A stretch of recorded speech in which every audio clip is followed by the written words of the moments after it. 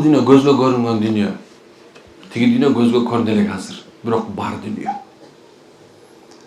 Бул дүйнөдө адам жакшы иш да кылат, жаман да иш кылат. Ал өзүңдүн тандооңо жараша болот. Жакшы иш кылсаң, бул дүйнөдө жакшынын шарапат дегенде жакшынын бир үзүрүн көрөсүң. Кудай таалам балким бир жакшыга бир жаман деп бирөөнүн жаман, бирөөнүн жакшы кылып кошуп койгон бул дүйнөгө. Бирок сен жакшы иш кыла берсең, жакшы амал кыла бере турган болсоң, Кудайым сенин балаңан же болбосо небедеңен сенин золоогун көтөрүп, атың чыга тургандай кылып бир жакшылыгын берет. Жаманчылык иштин да өзүнүн акыйкаты бар. Жаманчылыкты кыла бересиң, ошонун себебинен субханалла өзүңдүн балаң жаманчылык кылышы мүмкүн, кызың жаманчылык кылышы мүмкүн. Акырты үйү барып бара турган жериң түрмө болуп калышы мүмкүн. Же болбосо некен бул дүйнөдө акырты бир жаман октон болсо ок менен, жолдо болсо жол менен субханалла Кудай таалам сен жаныңды баягы иттин өлүгүндөй алып коюшу мүмкүн экен да. Ошол себебинен ак менен кара дайыма күрөшүп турат сиз менен биздин жүрөгүбүздө. Ак да бар, кара дагы бар. Кээ бирлер ойлошу мүмкүн, мен эчтеке күнөөм жок, мен эчтеке күнөө кылбайм. Эч ким жок, бирок субханалла сенин ниетиң жаман. Адамдар бирөөнүн эч кимге зыяның жок, бирок эмне ичиңде адамдарга күбөрөм-бастык, ич күйдүлүк, же болбосо бирөөнүн мен өйдөрөкмүн деген сөздөрдү ичиңде өзүң менен өзүң айтып жүрүшүң мүмкүн экен. Күнөө да ошондой, көрүнгөн күнөө бар, көрүнбөгөн күнөө бар. Демек адам баласы ошо көрүнгөн күнөөдөн сактанса да, бирок көрүнбөгөн күнөөдөн сактанышы оор экен да. Ошол себебинен адамдар мындай кыргызда сөз бар, билип билбеген деген сөз бар. Кээ бирде ойлонуп кетип барат, кантип күнөө кылып салганын билбейбиз. Адам ошол күнөөсүнө жараша анан кийин Алла Таала адамга сыноолорду берип баштайт. Сыноолор бул дайыма келип туруш керек. Келбесе болбойт негизиндечи. Ар бир адамдын өзүнүн сыноосу бар. Олиянын дагы өзүнүн, пайгамбардын дагы, олиянын дагы, аалымдын да өзүнүн сыноосу бар. Белгиленген сыноосу. Ар бир адам өзү көтөрө ала турган гана сыноо берилет. Эч качан оор берилбейт. Бизге башыбызга келди, ар кандай нерсе келиши мүмкүн. Билбейм эми жашоодо. Эми мындай кичинекейден баштап, мына бул денеге кичинекей тигелек кирип кеткенден баштап, балким субханалла бир бөйрөгүңдү алып коюшу мүмкүн. Кайдан билесиң? Же болбосо субханалла соп-сонун болчусуң, мына мен баягы бир жерде болдум. Ошол мен айтып берип айтам. Барганда сөздөн сөз мындай бир нерсе эч качан оорубаптыр. Эч качан ооруп көрбөптүр да. Здоровьем 5 деп адамдарга мактанат экен. Дайым мен здоровьем 5. Эч нерсе болбойм мен. Бирок Кудай таалам ушундай зат экен, субханалла, ошол ден соолуктан алып коюптур да. Здоровый болуп турган баягы любой бир чапса ырып кете турган, мондай темирди алса мындай ийип сала турган, таяктар болсо сындырып сала турган, ушундай күчү бар болчу. Адамдар анын күчүнөн коркчу. Бирок Кудай ушундай алып коюп, субханалла, тили сүйлөп атат, калган денеси иштебей калыптыр. Алла Таала ар кандай сыноо. Эмнеге таянсаң, ошо менен сыноо келет адамга. Байлыкка таянсаң, Кудай таалам байлыгы менен сыноо. Адамдардын кээ арасы өтө бай болот, бирок үйүнө барсаң, субханалла, аялына дагы, балдарына дагы 1 грамм деп айтычы, миллиграмм, доллиграмм деп коеюнчу мейли. Ушунчалык да кадыр баркы жок болот.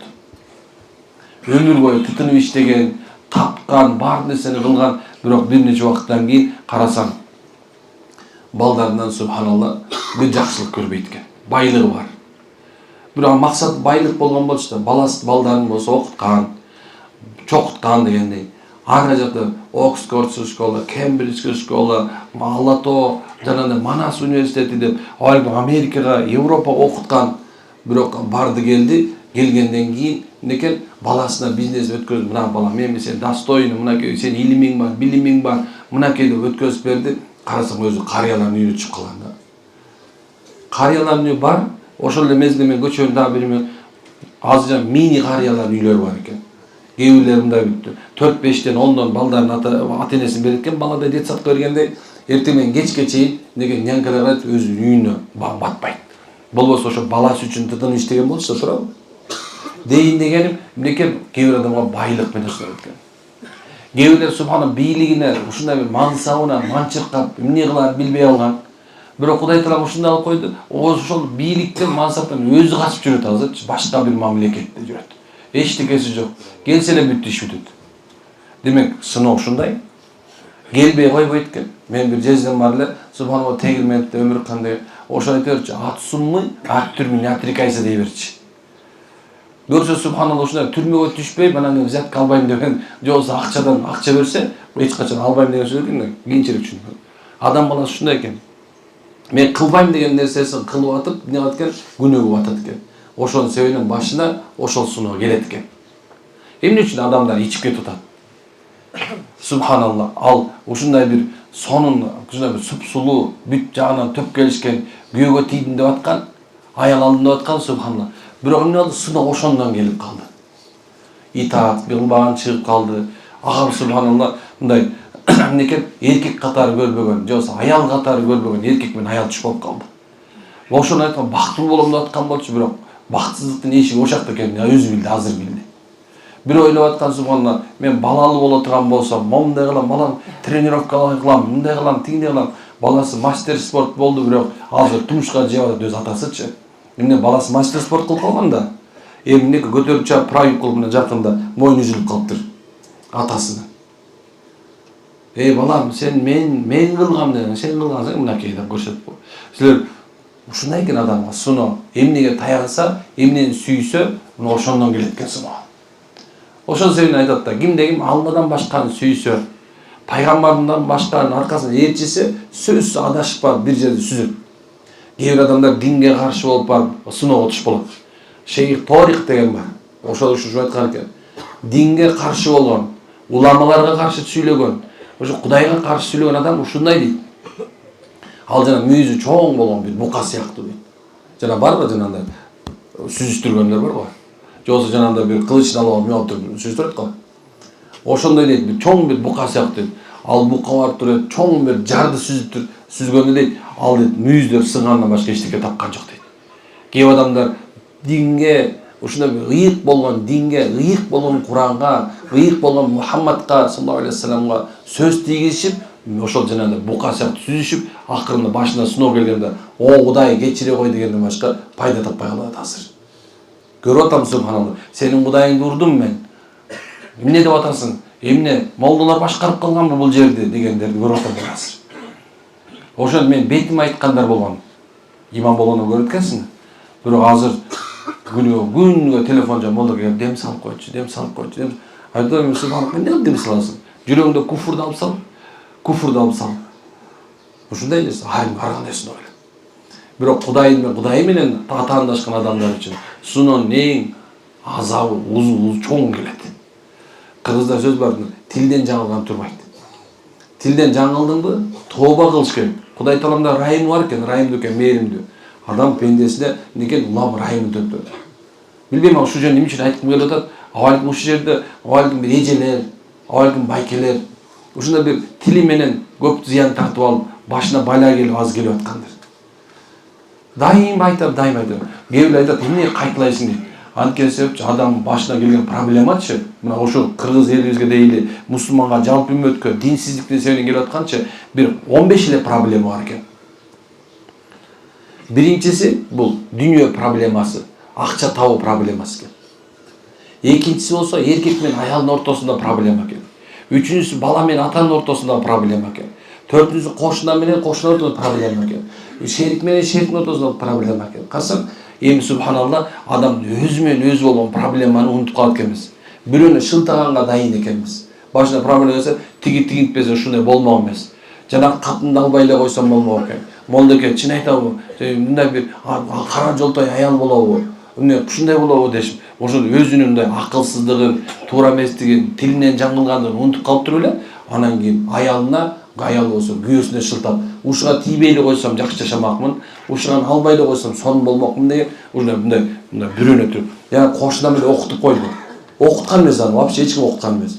Болгон нерсе өзүнүн проблемасын бирөөнү үйүп салып туруп, өзү мындай таптаза сулуу тораттай четке чыга калып, мен эчтеке билбейм дегиси болот да.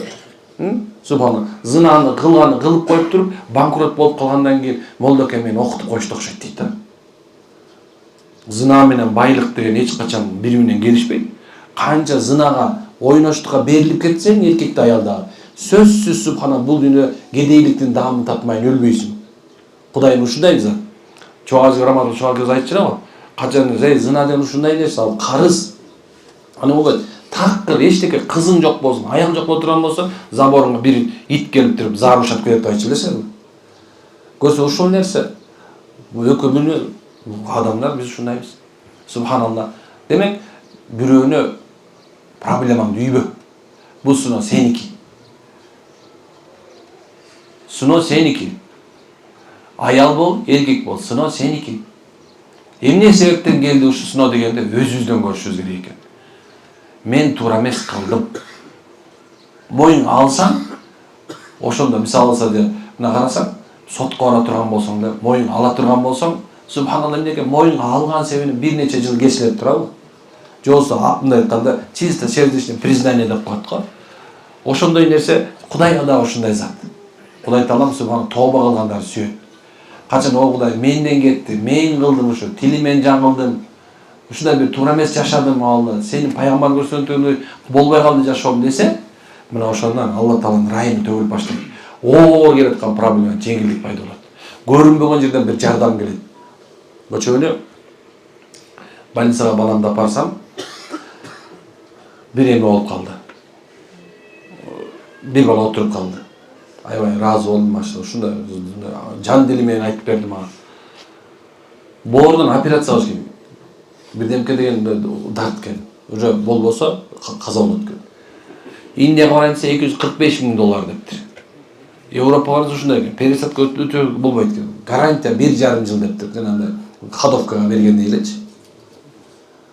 Анан кийин ушундай дегенче эле болбой эле врачка барып, анан мен барсам дейт, сен баланчанчы күнү ушу Кыргызстанда операция болосуң деп беттейт. Анан мен макул билбей деген жок. Көрсө, мен жазып берипти дейт. Тиги сураптыр үйдөгүлөрдөнчү. Бул сероно өлөт. Андан көрө бир акыркы бир возможность, шанс көрөлү. Дүйнө жүзүндөгү чоң жанагындай эме профессорлор келет боор боюнча. Анан подопытный кролик кылабыз деген экен. Опыт жүргүзөбүз. Болсо болду, болбосо жок. Анан сүйүнүп эме кылып алгандан улам баягы кирейин деп атсам, башка бир врач сен кантип келип калдың, эмне досуң барбы, же бир чоң таанышың аркылуу? Ой, жок, эчтекем жок. Ошондо операция болбойт. 3 жыл болду жашап атканыма дейт. 30% боор өсүп тур кайра. Деген көрдүк Кудай Таалам кандай. Көрүнбөгөн жерден эчтеке бир тыйын бербей операция болгон экен. Дейин дегенимчи, бул жерде максат эмне айтышты? Кудай Таалам субхана кээ адамга көрүнбөгөн жерден өзү сыноосун жеңилдетип берет. Эгер тооба кыла турган болсо, Кудайдан башка эч кимге жалынган жокмун деп Кудай. Өлсөм өлөм. Бирок кечирип кой, мен күнөөм толтура дей бердим дейт. Ошентип эмнекен Кудай Таалам мени сактады дейт. Адам баласынынчы Кудай, сиз менен биздин Кудайыбызчы, Аллахыбыз. Кээ бирлер Кудай десе мен айтат, Алла Таалабыз, Кудай, кудуреттүү Кудайыбыз күтүп турат. Күтөт.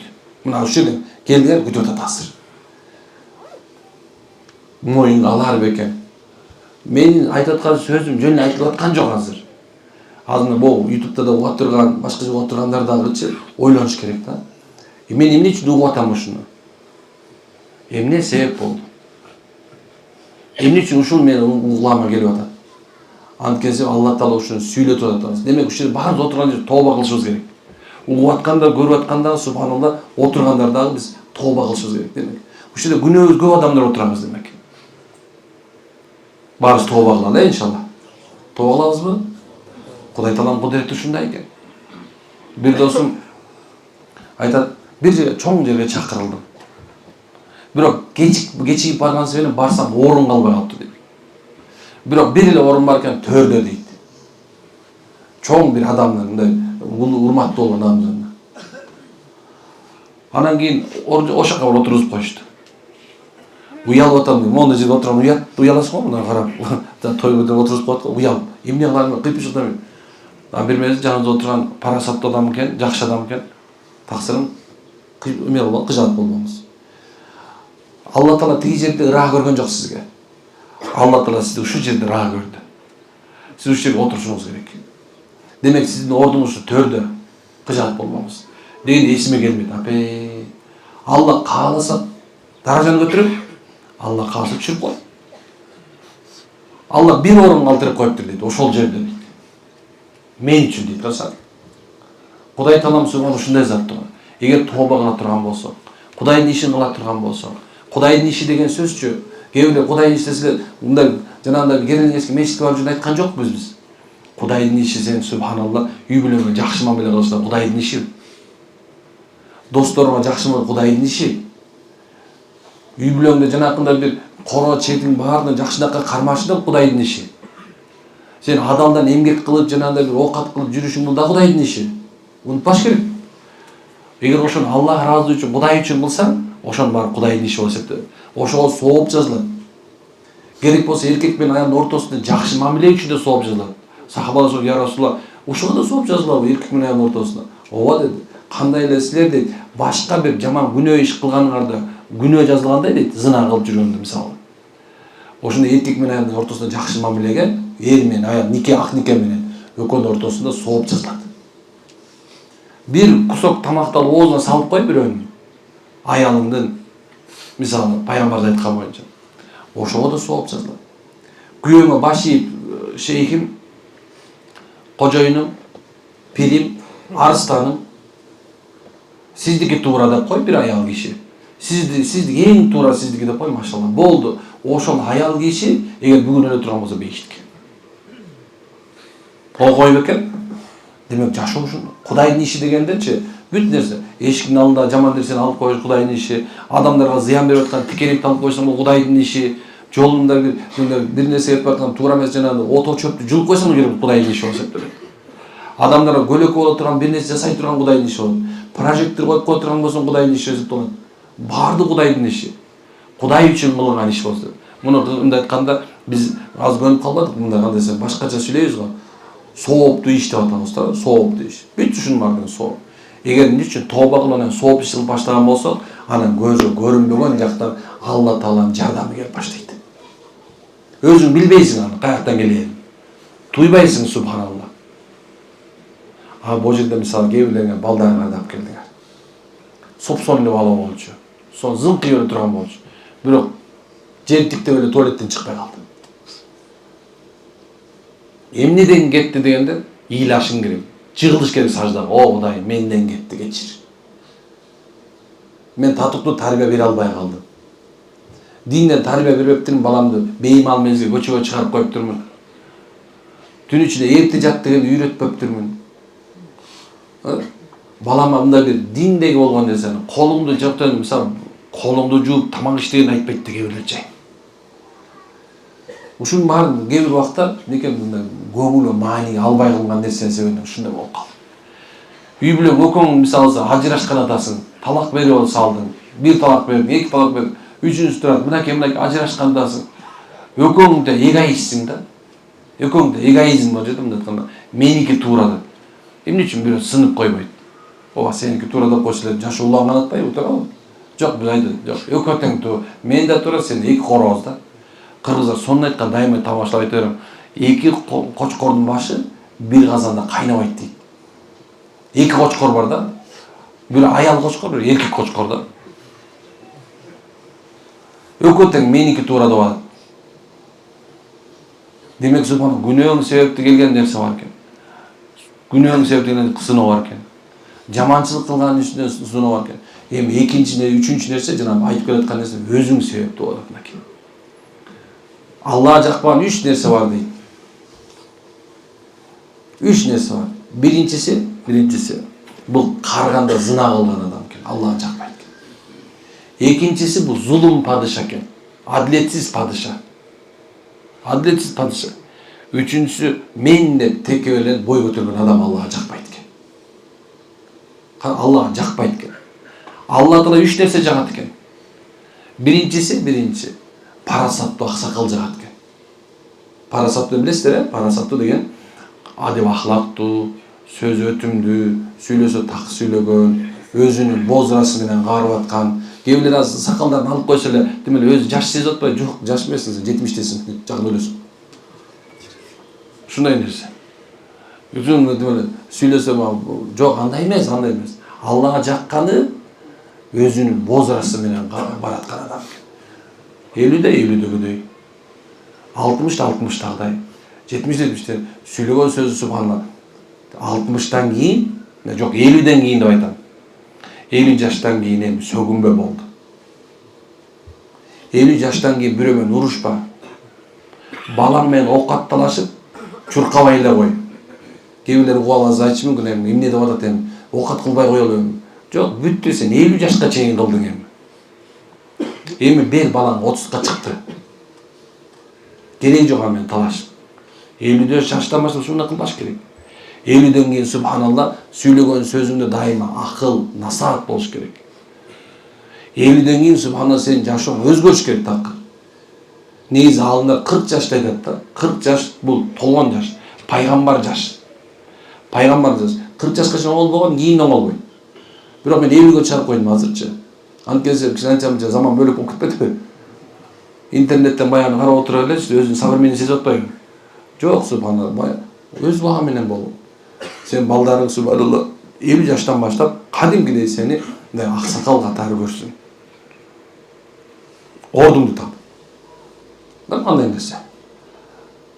Бала бул ушундай. Сизди карап турат.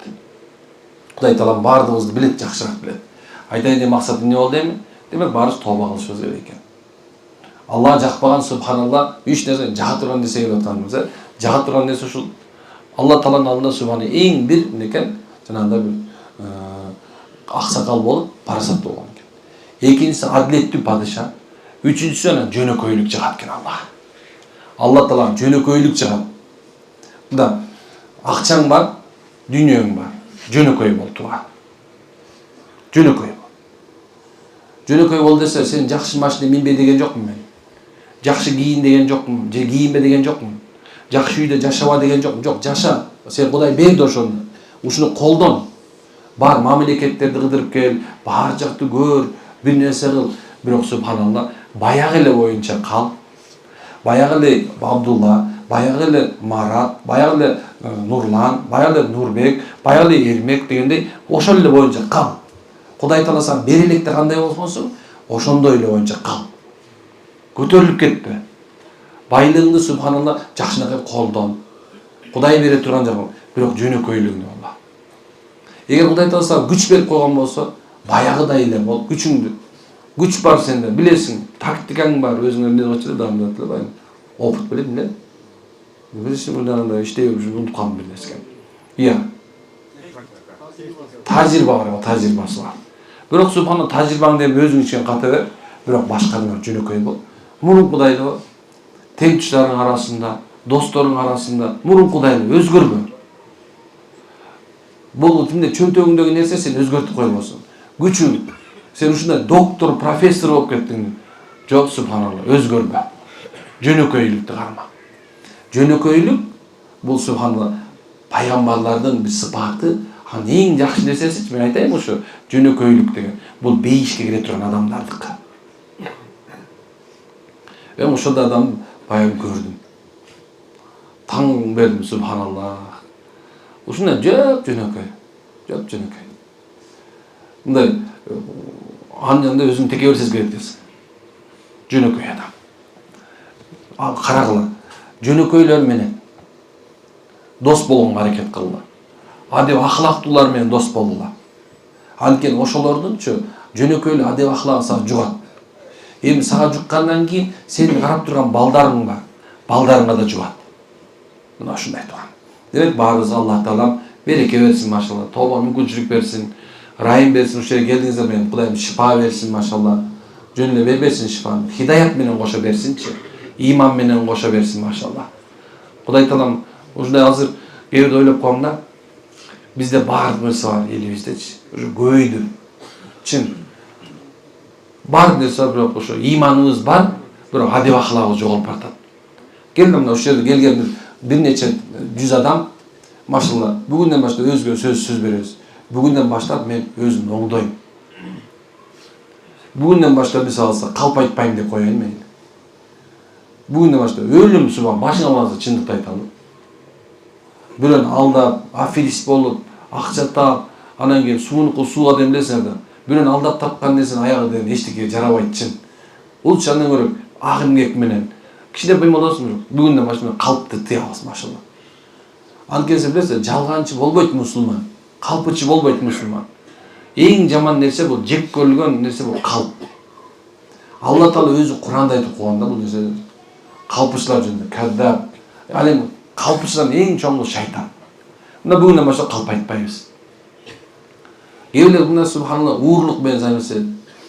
Бирөө мамлекетти уурдап аткандар бар. Кээ бирлер субхан бирөө жерге организацияга барып, бирөө частный эле бирөөнүкүнө келип алып, мынеке бирөөнүкүн уурдап аткандар бар, ошону иштеп атып. Жок, бирөөнүн акысын жебейли. Мына бүгүнөн баштап сөз бергиле өзүгө. Мындай кээ бир адамдар айтат да, билбейм молдоке, соп-сонун эле келаткан, анан эмне ушу оору болду. Оордан ушу жыргабай калдым дейт да. Анан сурайсың да, ой, мындай жерге иштеп жүрүп бир нерсени акырында мышыкча же чычканча уурдаган эмеспи десе, молдоке ишкана болот экен дейт да. Мына эми чычканча төлөйсүң мына берсе. Чычканча бересиң. Больницага бересиң, молдого бересиң. Ошентип со берип, анан кийин акырында со тазасы калат да. Бир нече ошол сен айлыгың болчу да ошолчу. Эгер башында эле сен азыр токтотуп койсоң, эмнекен ошол Кудайдын насип кылса, ошол байлыгың өзүңүн ордуна, ошол кичинекей алып аткан айлыгыңдачы Алла береке берип байлык кылат ошо. Мына кичинекей нерсе. Зөөкүрсүң. Бүгүндөн баштап зөөкүрүңдү тыштап кой. Наглость первое счастье деп жашап жүргөндөр бар го. Кемде машалла наглый болбойбуз бүгүндөн баштап. Өгүлчү. Кээ бирлердин корочкаңар бар да жүрөт, турасың. Мен кызматчыларга көрсөтпөй эле ошону, макулбу? Уста сетиги надоел дейт го, улам менен көрсөтөт. Тура берсин деп коймочу. Мынтип көрсөткөн лейтенант, полковникке чейин эчтеке дебей элбайм. Мындай, полковникке жана уже генерал болсо киргизем. Генерал болсо киргизе албайм. Ошондой. Ошон сен субханалла, аныңды катып кой бир жерге. Сен азыр больнойсуң. Түшүнүп алдың? Субханалла, сен башка бирөөнүн кабинетине келдиң. Ал өтпөйт эми. Өткөзөм сен болбойт. Ушундай нерсе. Ошон үчүн баарына Кудайым береке берсин, машалла. Кудай Таалам кечирсин. Ушундай. Ошо келесиңер да. Келгенде баарыңар мен үчүн бир-бирдейсиңер. Чын. Мындай да жок, мындай да жок. Баарыңар мен байкемсиңер, инимсиңер, бир тууганбыз, машалла. Кай жерден келбе. Бирөөңөр байкедей мамиле кылам, бирөө инидей мамиле кылам, бирөө баладай мамиле кылам. Ушундай нерсе. Ошол себептен баарыңыздар субханалла биздин качан жерге киргенде потеря болбой эле кой, макулбу? Ниетиң туура, сен тооба кылган адамсың. Ал сиздин дуаңызга болот. Анан силерден сураганычым бар бир. Аткарып бере аласыздарбы? Аткарасыздар да? Ошо иншалла деген сон болот да. Биздер аркабыздан дуа алып коебуздар, машалла. Дуа алып коюңуздар. Намаз кыйлып, намаздан кийин, намаз окуган мындай деле болсо, Алла, ушу жаман молдун күнөөсүн кечир. Азыр мени көргөнгө чейинбей, бүт баарын көрдүккөргө күч бер деп коелучу. Макул да, субханалла. Алла силердин дуаңызды кабыл кылсын. Үч түрдүү адамсыңар. Силер мусапырсыңар. Мусапырдын дуасы өтөт. Силер мал жан убактыңарды коротуп келдиңер. Азыр кечке чейин ушуда отурасыздар. Күткөн жаман. Бирок эмнекен сабыр кылгандан сабырдын түйү сары алтын дейт. Кудайым сабыр берсин, машалла. Амин.